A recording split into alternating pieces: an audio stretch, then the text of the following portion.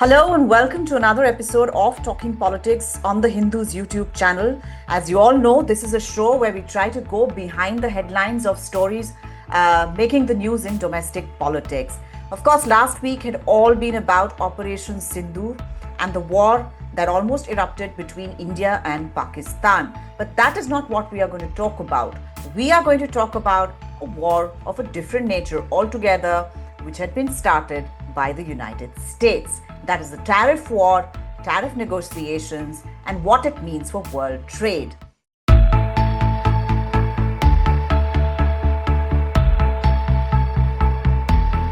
Today, I will be speaking to, and this is a departure for me and for this show. This is the first interview that I will be doing as part of this show. We will be talking to Dr. Ashwani Mahajan, who's the convener of the Swadeshi Jagaran Manch, which is the economic wing of the Rashtriya Swayamsevak Sangh. Dr. Mahajan is quite an influential person in his own right with regard to the economic policies and trade policies in the past followed by the government. If you all remember, India walked out of RCEP, which I feel, although Dr. Mahajan may want to be modest about it, but I do feel a lot of that decision was informed by what the Swadeshi Jagaran Manch felt about that situation. So, a very warm welcome to you, Dr. Mahajan. And this is the first ever interview that I'm doing as part of an episode for this show. A very warm welcome indeed. Thank you, Nisla. It's always a pleasure talking to you. Well, that was very kind of you. And I want to right away get into the questions that I have for you with regard to these tariff wars that we have been seeing. Well, it's been a while since US President Donald Trump announced Liberation Day, where he tried to reset global tariffs, etc. We spoke right after that as well, and you had some things to say about the WTO regime and how it had become redundant in this scenario. Now, it has been some time now. First, Donald Trump announced a pause with the rest of the world, barring China, and now with China as well. So, how do you look at it? Look at this tariff situation playing out? In fact, Nistala, when President Trump was talking about it as a Liberation Day, I was also trying to celebrate within myself that this is a Liberation Day for India and many other developing countries from the WTO regime, the so-called rule-based system. We all know that during WTO negotiations in GATT, many new issues were added, and as a part of those negotiations and the agreements reached over there, many things we lost. We lost in terms of our patent laws. We lost in terms of our investment regime. We lost in terms of introduction of agriculture in the international trade negotiations, and also services were added. So because of the fact that India was losing on various counts, we had to change our patent laws, we had to change our investment laws, we had to really allow agricultural commodities to come in and services too. As a result of that, uh, it was opposed by India tooth and nail that okay, we are not ready to sign these agreements. But because of the persuasion by US and other developed countries that okay, we are ready to keep your tariffs high and we'll keep our tariffs low. It was an agreement between different nations that India would be allowed to impose tariffs to the extent of 50.8% uh, as an average. And whereas US was allowed to impose hardly 0 to 5 10%. And now when President Trump says that oh, we are liberating from the high tariffs being imposed by other countries, it is actually not. In fact, Trump is wrong when he says that India is a tariff king and we are imposing lower tariffs. It is a part of the deal. It is a part of the deal. It has got nothing to do with the India imposing tariffs on its own. It is, in fact, our bound tariffs are 50.8%, whereas we impose hardly 6%. Oh, So, no, so, we can under the WTO regime we can impose higher tariffs. Therefore, President Trump is absolutely wrong when he says that India is the tariff king, because we had been allowed to impose higher tariffs, and that was the reason why we were allowed to, because we know that our agriculture is not a part of the trade. It's not. It should not be treated as a traded commodity, because it's a way of life. It's a lifeline for India, and therefore we are all very much sensitized about protecting our agriculture from international competition, because we there is no comparison between India and US in mm, terms of agriculture and dairy. They give so many subsidies, and they make it sure that in America the prices of agricultural products should not in any way uh, be higher than the international prices. They always try to keep the agriculture prices lower than the international prices, so that nobody can sell in American markets, and America can sell in every market because their prices no, are already that's low. all. No, no, that's fine. But a lot of this this tariff war was actually aimed at China, which America sees as its big rival now, and not Russia. And there was a pause for the rest of the world, 90-day pause that Mr. Trump announced, basically trying to negotiate better deals, individual deals between countries on the back of that pause. But now the US and China have also hit a pause. First of all, I want to know, in your view, who blinked first and what does that mean? What does this pause mean for international trade? See, there is a problem. There's a problem with US that they don't have any production capacity available right now, because their industry has been totally abolished by Chinese imports. Because China has been sending their goods, exporting their goods to different parts of the world at a very lower prices, in a way what we call dumping. Hmm. And as a result of that, since goods were available so cheap in US there was hardly Yeah, it any didn't make sense to incentive make for, it in the US. Yeah. yeah, there was no incentive for the US manufacturers to actually manufacture those goods. Therefore, there is hardly any industry over there. There's no steel industry. There's uh, no shoe industry. There's no a textile industry, and therefore, if they impose higher tariffs, it would mean higher prices for their products, all their consumer products. So inflation is the natural outcome of that, and therefore US cannot afford to do that, and Hmm. therefore they paused the so-called tariff imposition You for didn't, 90 days. The so countries, they and haven't thought it in fact, through, is what you feel. yeah. In fact, in the very beginning, they didn't impose high tariffs on the pharmaceuticals, because they're the lifelines for American people. Therefore, what I feel is that since they had not allowed the Chinese products to come in, they had to allow other countries to supply those goods. But now their industry might have been stressing that yes, without or and their consumer organizations might be now telling them that we can't survive without Chinese products right away. Therefore, till the time India really develops its capacity to supply the whole demand from coming from the US, they have to for some time uh, keep on importing from China. But there is a challenge for us. If we talk uh, in terms of India, we it's a challenge for us that if the market is vacated by China in Hmm. US, our industry should be capable of supplying those commodities from our side. No, But this is in so fact far one of the so questions that I wanted to ask you. In terms of what is going on in global trade, what are the quick fixes, A, and what are the long term economic changes that you see happening or you feel should happen with regard to India? See, the first quick fix is that, okay, whatever is demand is coming from US, we should by hook or by peg borrow steel, we keep producing them, even if we have to import some raw materials from other countries, including China. But again, there is a issue that US has uh, they have made a new law that even they are not going to allow Chinese goods.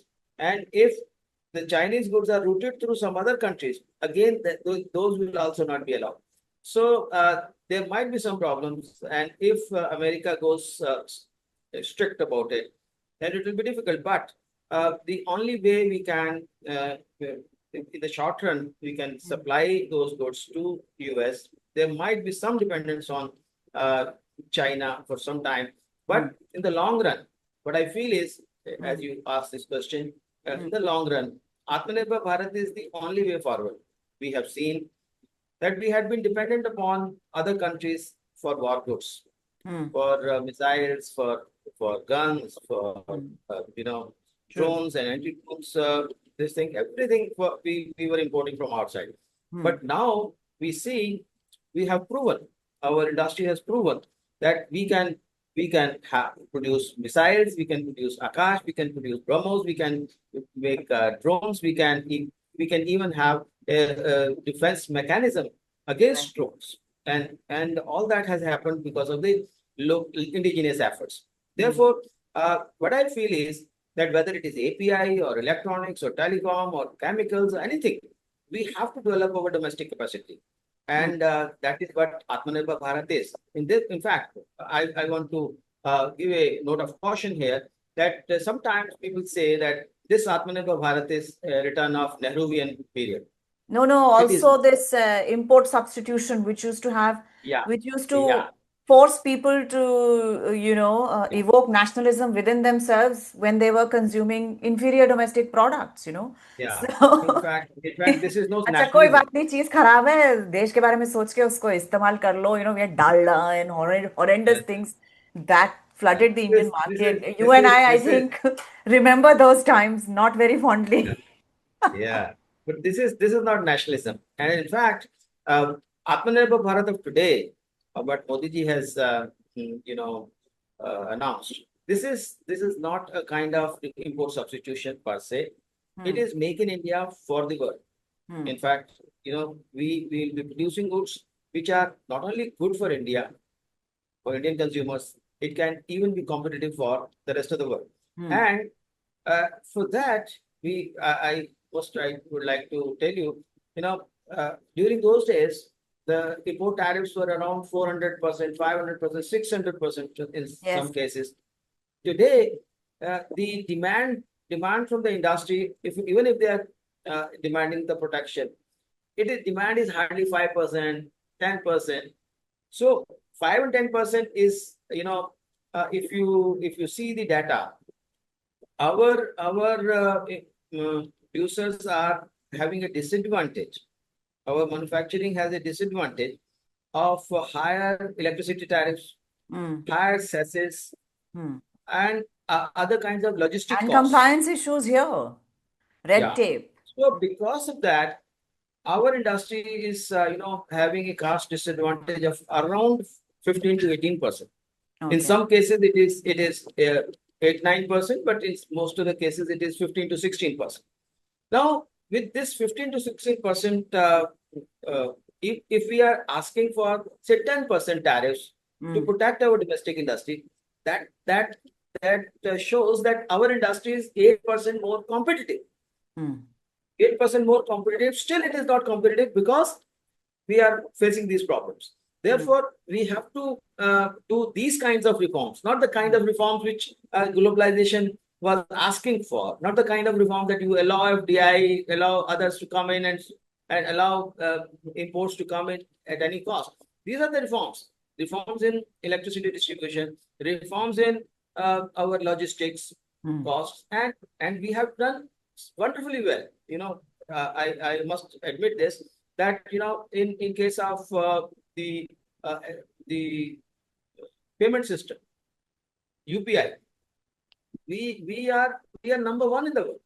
And No, I similarly, our no. infrastructure, etc., is also doing well. So But don't you logistics think, coming down. Yeah. Ashwini ji, that the way China put out reciprocal tariffs and protested against this Liberation Day business, uh, US did come to the negotiating table with them. Why do you think the Indian government didn't do that? And attached to this is my final question, which is that Commerce Minister has left for the United States in order to talk it through, talk about tariffs between India and United States. What do you think he should be absolutely inflexible on, and where could he give way? See, every problem has got a solution on the table. So when you fire salvers, that is no solution. मैं इतना लगाऊंगा तुम इतना लगा रहे हो तो is no solution. You have to sit on the table. And if we need US needs us. आपको याद होगा पर हम लोग like चुप क्यों रहे? Why were we so silent when all this was in? I'm telling you, during those days when the US imposed high tariffs on us, we also retaliated on then during first regime of President Trump.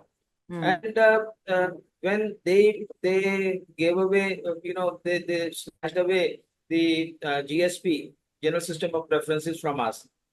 Uh, we found that actually after the withdrawal of General System of Preferences, our export of those commodities increased. So that shows America needs us more than how we need them. We are providing them with the cheaper goods. We are providing them with certain kinds of food which they can't produce. We are providing them with many things. And India doesn't need US so much, but US needs us more. And therefore, saying that no, I will stop importing from you is not making sense because they needs us. So that gives us this why we are Situation keeping to quiet. wait for them to come to the table themselves. Yeah. Why we kept quiet? Because so it was only between US and India at that point of time. It was now US versus the whole rest of the world. Right. So we decided to keep quiet because let others settle. And ultimately, what we see that They US are is settling now with to the various table. Yeah. countries separately. Okay. And what would Yes. you think? What would you say Mr. Goyal should be inflexible on, and where should he give way, you think, See, on tariffs? there are certain commodities on which US is insisting. For example, okay, their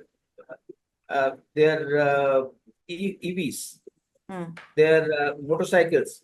I tell you, even if we reduce tariffs to 50%, we are not going to get affected by that because we are selling EVs for 8 lakhs to 18 lakhs, and their EV starts at 45 lakhs. Right, So right.